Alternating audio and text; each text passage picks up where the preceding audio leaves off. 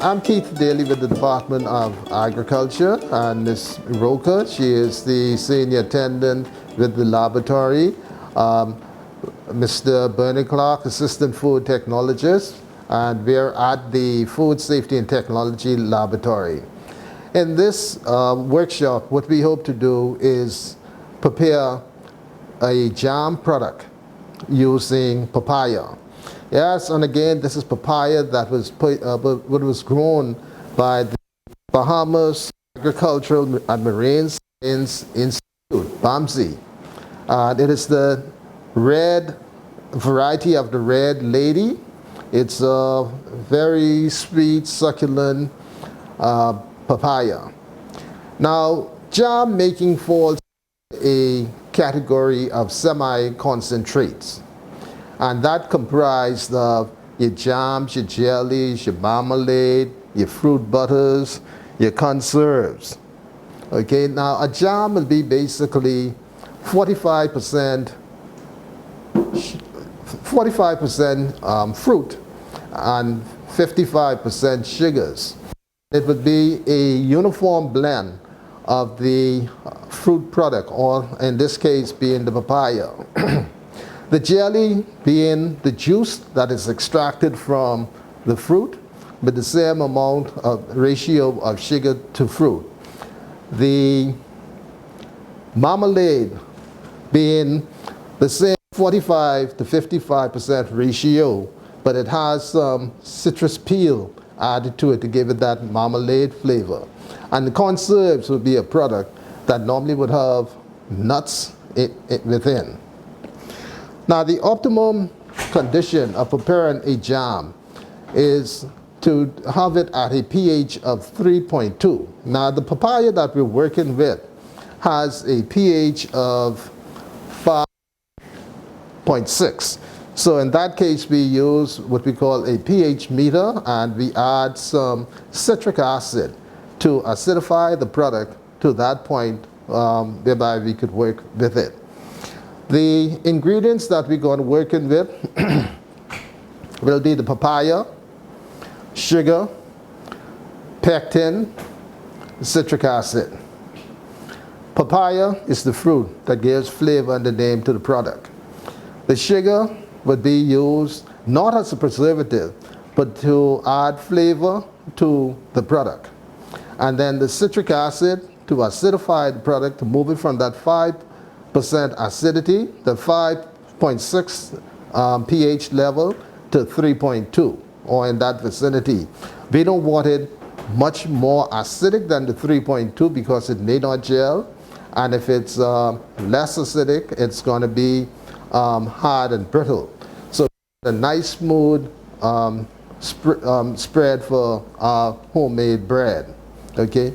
Now, what we're going to do, and in terms of our quality control, I recommend that persons who want to get into preparing preserves and want to be consistent in terms of the color of the product, the flavor, the consistency, all of its consistency, I recommend that you can buy home pH meters. They're not too costly. You can get a refractometer that will identify the amount of sugar in your product, so you know at 67-degree Brix that you have a gel. And then you have a thermometer that you can get at the local hardware stores, $8 to $10. But there's some of the things that you need for the quick analysis of the quality control of your product. As we talk about the ingredient, let me also say that the pectin that we work with is 150 grade pectin, and it's a high methoxy pectin. Now, you have high methoxy, you have a low methoxy. The high methoxy pectin will be used for products that are large or heavy in weight, and it's to give it a quick set. The low methoxy you want to use with your juice, your jellies. So it will take several hours before you have that set, and it'll just be a single solution set. The citric acid that we use to acidify the product, we use that because citric acid is an organic acid, and it can be metabolized by the body. So you don't have to worry about having residues or things that the lungs may not use or anything. It will be manufactured or properly metabolized by the body. Okay, what we would do now is wash the papaya, make sure that we get rid of all of the field dirt and any debris. Okay, she would then, Ms. Roca would then slice or remove the peels from the papaya. Now, if there's any damages or degree portion of the fruit, she would try to get rid of it. Like I said before, these peels can be used for other process.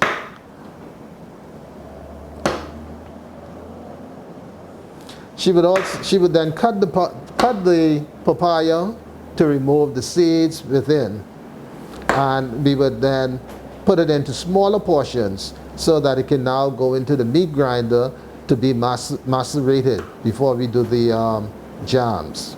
It's just going to grind it down into smaller portions, so you'll have an even blend of products for the jam. Once she cuts the papaya and remove the seeds, she will then cut it into smaller portions, so we can then take the product or the papaya and place it into the grinder where it's macerated. That means it'll be cut into smaller units, maybe at 1/2, about 1/4 of an inch, before going into the cooking process. This one yellow. Okay. You can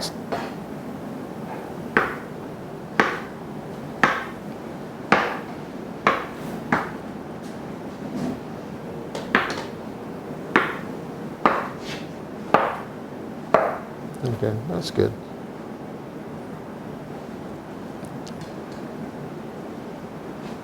Mr. Clark?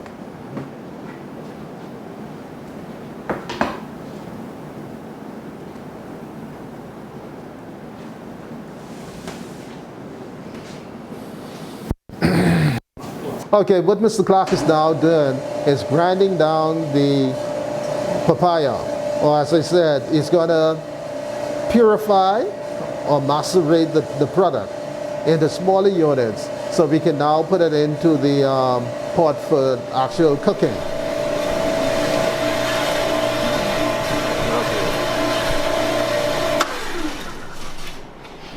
Having completed that, and take that product and he'll measure off. In this exercise, we're going to work with 10 pounds of puree. So he would now go to the scale and measure off 10 pounds of puree to start the actual cooking. So he will put the pot on the stove, tire out the weight of the pot, and then add 10 pounds of puree.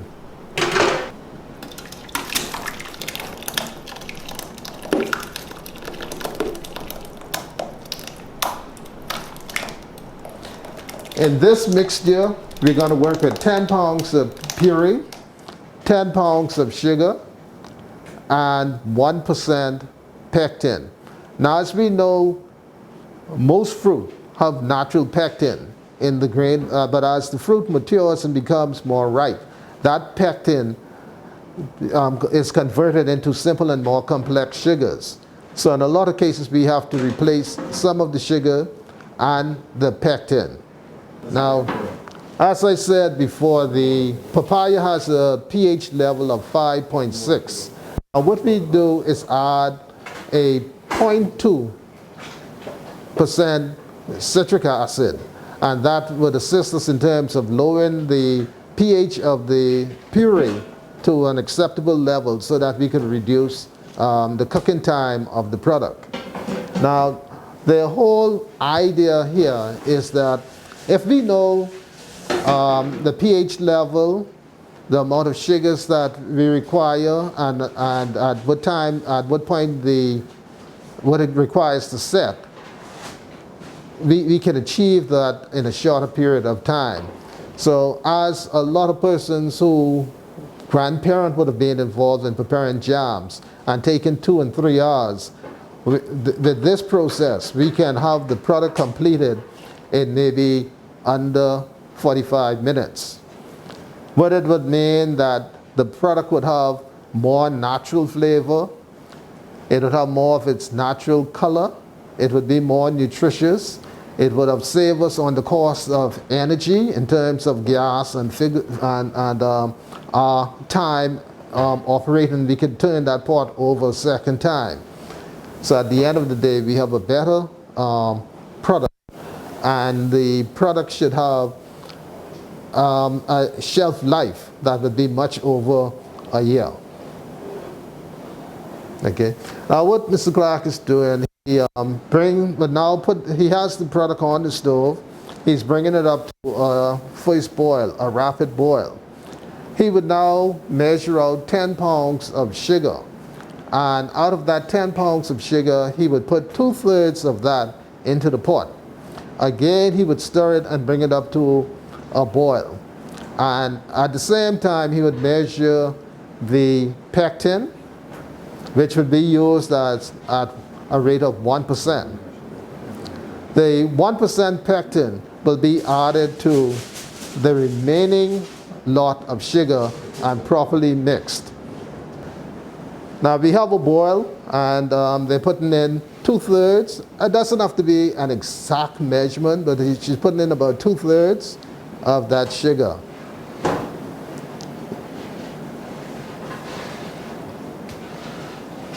Again, we would try to bring the product to a boil.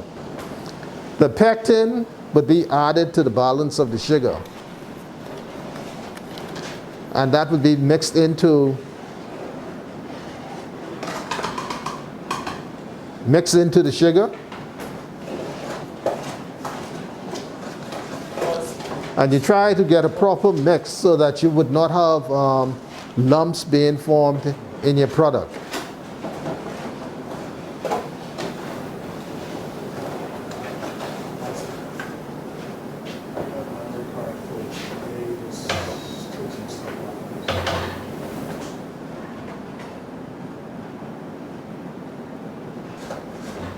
Okay, while we're waiting for the jam to cook, let me just say a little about the jars. Now we're placing this product in 8-ounce jars, and what we would have done prior to was to wash the jars and place them into a bin of hot water, and that would be used to sterilize the jars. Now, what Mr. is about to do is move those jars, can move the jars from the water, the sanitizing bin, and he's going to place them upside down or invert them in the bin to allow the water to drain out. Now the product is going to be filled hot, and that will do. By putting the hot product into those jars, it's going to push all of the air that may be in the bottle out. And once you put on that cap, you invert the bottle for at least 5 minutes. Once that jar is cooled, because there's no air in the container, it would then create a vacuum. So you'll see the seal then pull down. So you would be ensured that it's properly sealed.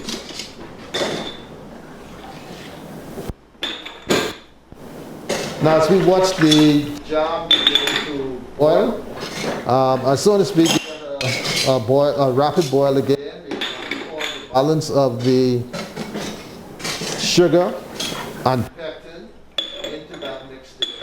Sugar to it. You could do that. Hopefully in another 10 minutes. The pectin and sugar was blended together, and you'll now see that Ms. Roker is pouring the sugar and pectin into the mixture. Now we would try to mix the puree to ensure that everything is blended within.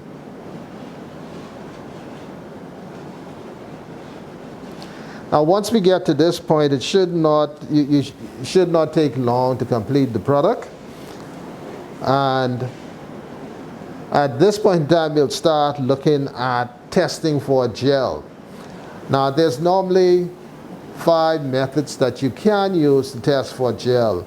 You could use a refractometer.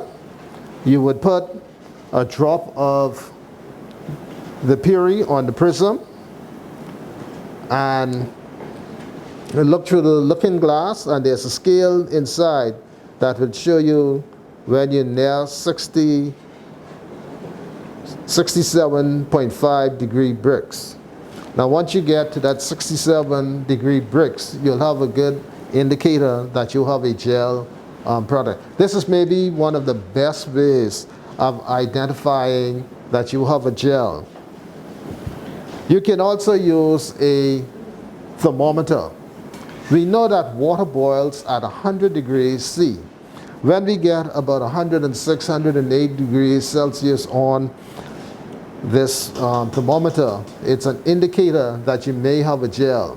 And the same as you know that water boils at 212 degrees Fahrenheit. When you get 216, 218, it tells you that there's a possibility that you have a gel.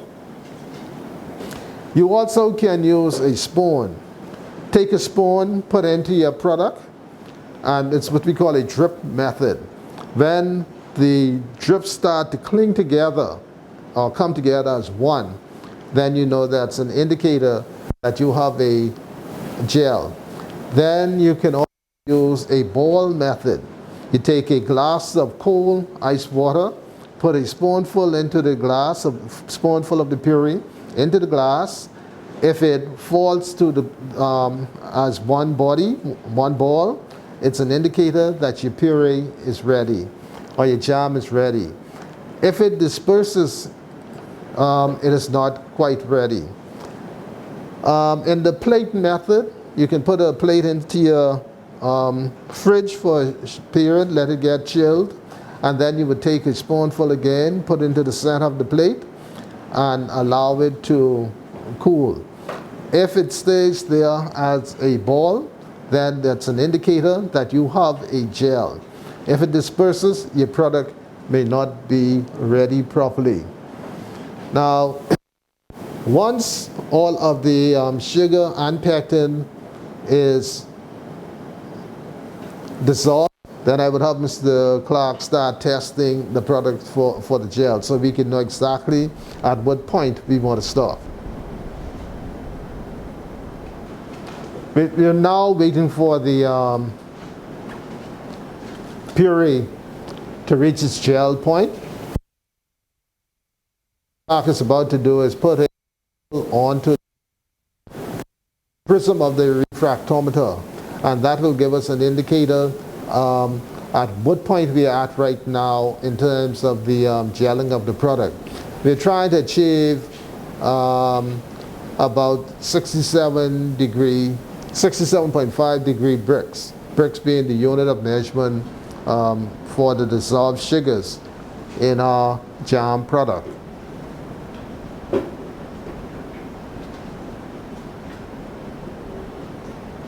Once you look into the glass, there's a scale within that would allow him to see exactly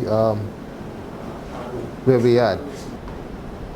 Okay, what Mr. Clark is now doing is placing the pot spoon into the puree, taking up a spoonful, and allowing it to now drip from the spoon.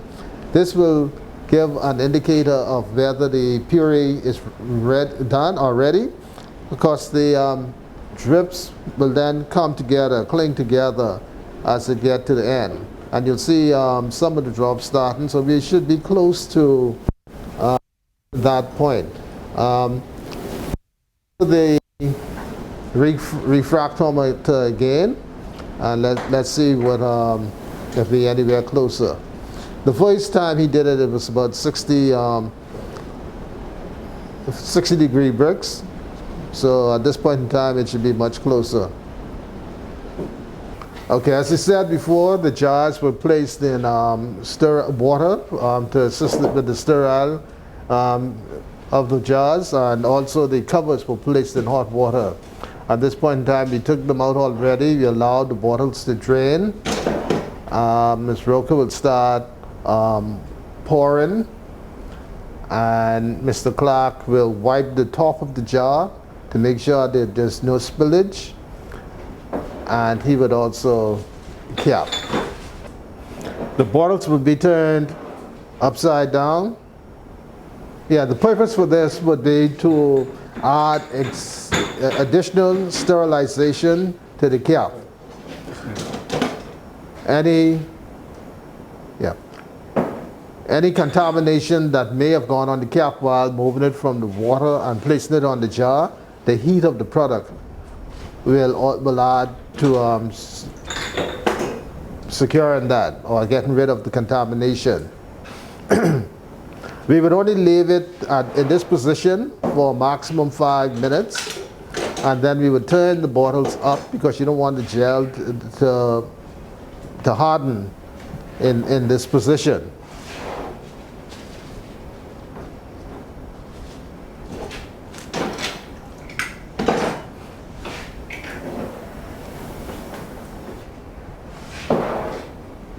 Now once our product is cooled, we would then label it, and we could store it away or pack it into the box for marketing if that is our purpose.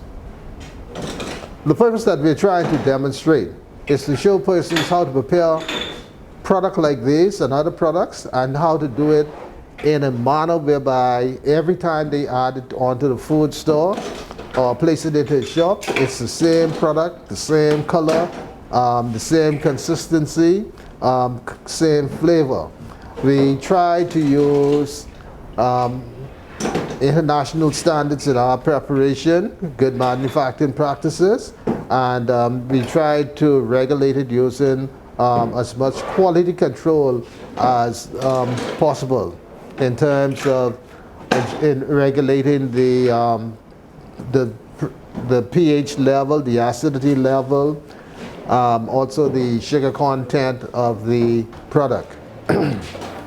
The focus of this type of workshop is to show persons how to prepare products from the various fruits and to use every aspect of the fruit. Now what we're trying to show you how we use the green fruit. We can use the ripe fruit to do the jams, the juices, the purees.